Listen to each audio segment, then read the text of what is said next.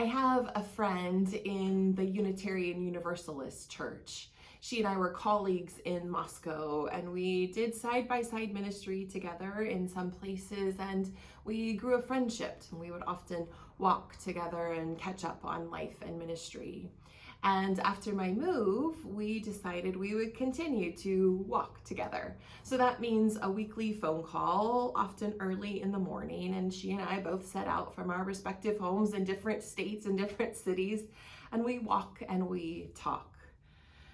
It's good to have that kind of relationship that endures time and space and that allows space for critical conversation and evaluation of how we are individually and how we are professionally. She and I were recently talking about divisions in the church. And she said the UU is a covenant church. That means that they say we're going to stick it out. We're going to stay together as church even when we disagree, which you could imagine might be easy to have happen when you're bringing together Christians and Jews and Muslims and Baha'i and Buddhists and atheists. Yes, atheists in the Unitarian Church. There's space for all of those belief systems. And so you can imagine there's plenty of places for conflict and disagreement. And she said, how do you do it in the Methodist Church? Especially with the current division and disaffiliations that are happening as some congregations are leaving the denomination.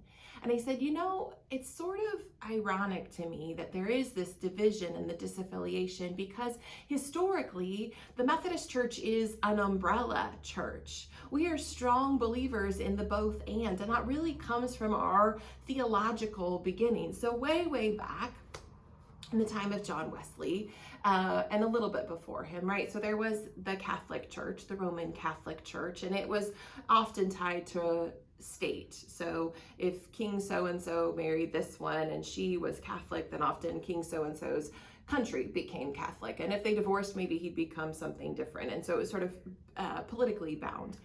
And the Catholic Church had its own issues in that day and age. And then along came Martin Luther in the 95 Theses and basically said, I don't agree with these things that the Catholic Church is doing. And there's another way.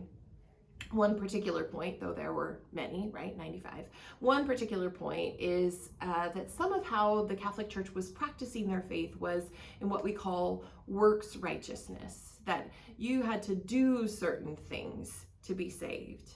And Martin Luther said, absolutely not. Jesus came to save us by grace. And so it's by faith alone that we are saved. It's not about our doing, it's about our faith. So that's sort of the very cursory overview of where we were historically. And then along comes John Wesley, who's part of the Church of England, which is now what we call the Anglican tradition. And he was a reformer in the church. He wasn't trying to create a new denomination, but within the Church of England, he's looking at this theological rift between the Catholics and the Lutherans. And he said, it's not just faith alone, and it's not just works righteousness. I think it's a little bit of both and. Yes, we are saved by faith alone, that Jesus is the one who does the saving works, and our works need to reflect that as well. It's both things. We are saved by faith, but then we all need to live a faith practice that is earnest and shows the integrity of our ascription to Jesus. It's a both and.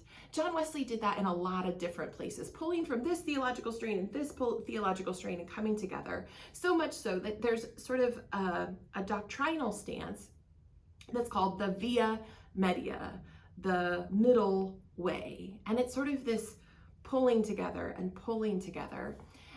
And then sort of much later progression with now the Methodist Church and then the United Methodist Church. I won't go into all of our history there, but along the way, Methodists became known as fence sitters. I don't know if you've heard that before, but it's something I'm aware of because both this and that.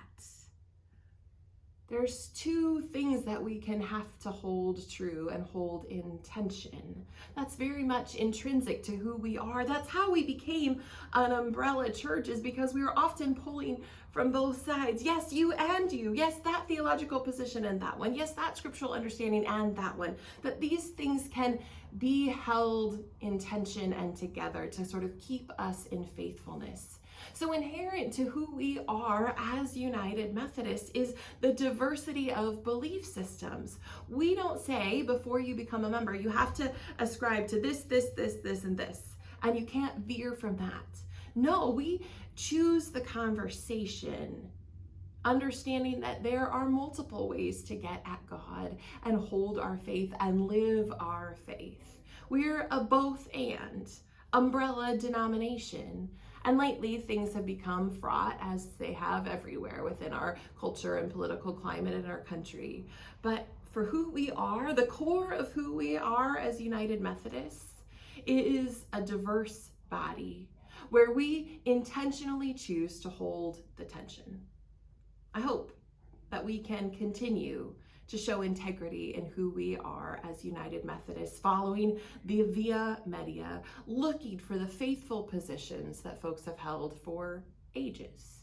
Take care, friends.